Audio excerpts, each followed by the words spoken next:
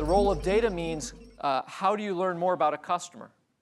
How do you use big data from a customer standpoint, right, to do quite a bit more as far as how do we connect and form a connection like we've never had before? How do we identify needs before there are even needs?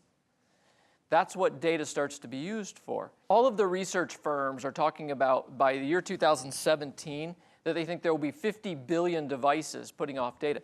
You know, I'm wearing a Jawbone Up. Anybody else? Fitbit, Jawbone Up? A few of you? A few healthy ones? All of you? Raise your hand if you don't have one on. I want to know who all the unhealthy people are. Yeah, there you are. Be proud, right? Be proud. Get one, right? It monitors your sleep patterns. It monitors how many steps you take. I am now a step advocate, right? I have to hit 10,000 steps every day. Scott Brady's here. Yeah, Scott could verify this. Every day, Scott, do I hit 10,000 steps? Yeah, it's like it's insanity now. It could be 10 o'clock at night, and I'm looking and going, oh, my God, I need 2,000 more steps. I'm down on a treadmill somewhere, right? You know, running to get my steps. I was never a step person like that until I got the device. Now, this device also has an API, and it puts out data. And so any other app, they allow you to grab the data off this device. This device is first generation. We're going to get an iWatch pretty soon. There's no question that the devices we wear are going to start checking your sugar level, right? Checking, you know, the alkalinity of your skin. I mean, checking all kinds of things. Now, when all of that data is flying off of your wrist, who's going to want it? Google's going to want it, absolutely. But health insurers? The health insurers are going to say, well, look, if you'll let us tap the data off your device, we'll lower your insurance rates, just like they did with the cars, if you'll put the GPS in the cars. Right? But what about the health club? When you walk in the health club, your device syncs with every device in the health club, and they immediately start tracking. I mean, we could do this all day long about what connected devices is going to mean to the world. I just want you to understand big data, right, and where this data is going to come from. When we say big data, it's not like we've arrived, right? Oh, we're done. We're at the very beginning of what big data means. We're just at the very beginning. So if you just think about some of those sources of data, right? So we have this Internet of Things. Like I said, billions and billions of devices spinning off data. Now, when I say our ability to, from a technology standpoint, gather this data is so far past our human ability to use it, let's just use it this. This has an API. You can get the data off this device today.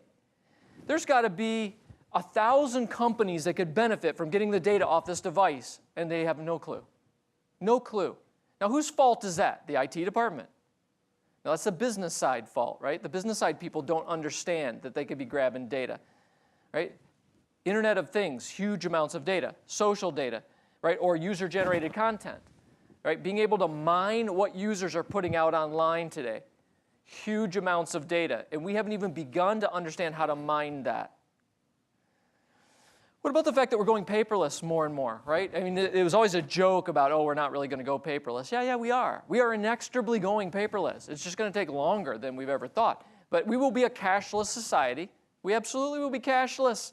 I mean, a lot of young people are kind of there already, right? As soon as you've got really efficient digital wallet, right, we will go cashless. And we will go paperless, which means everything becomes digital, which means we can monitor things we've never been able to monitor before.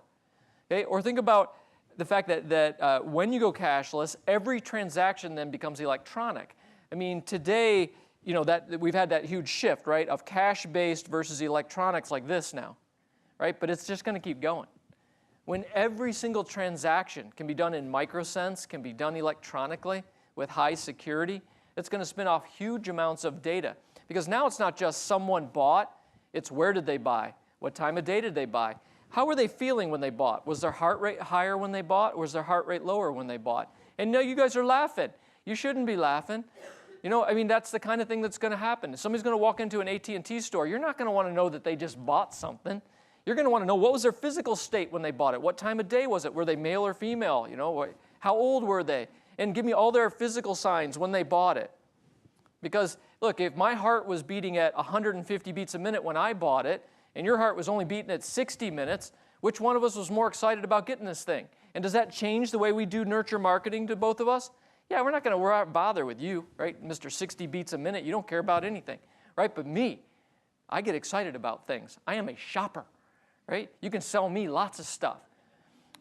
This is the world we will move into. Marketing or sales, advertising. This is hopefully the proof point to you of why data is so important, specifically customer data.